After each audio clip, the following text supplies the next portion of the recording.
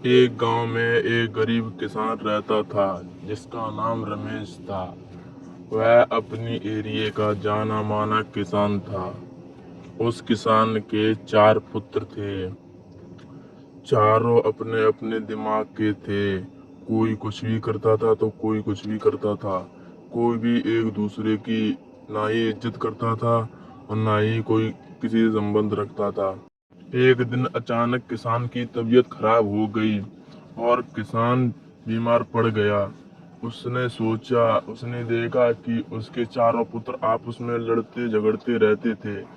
उसने एक दिन अपने बेटों से कहा कि बेटा, अगर तुम ऐसे ही आपस में लड़ते झगड़ते रहोगे तो पड़ोसी मजा लेंगे, बाहर के आदमी हंसेंगे, हमारी इज्जत का क्या होगा।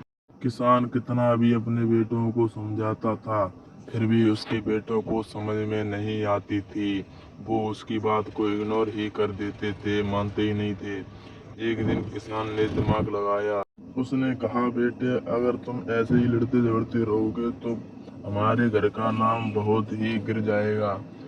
किसान ने कहा, बेटा, तुम ऐसा करो, एक लकड़ी का गट्ठर लेके आओ।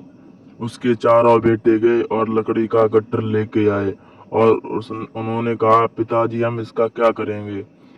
उनके पिता ने कहा किसान ने कि बेटा, अब तुम इसे एक एक करके तोड़ो।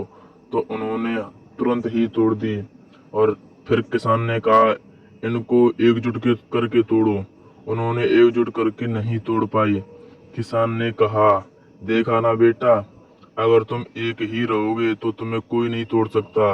अगर तुम अलग अलग हो जाओगे तो तुम्हें हर कोई तोड़ सकता है। उसके बेटे को बात समझ में आ गई और वो आराम से मिलजुल कर रहने लगे। इस कहानी से हमें यह शिक्षा मिलती है कि हमें कभी भी अपने भाइयों से कोई विवाद नहीं करना चाहिए, एकजुट होकर रहना चाहिए।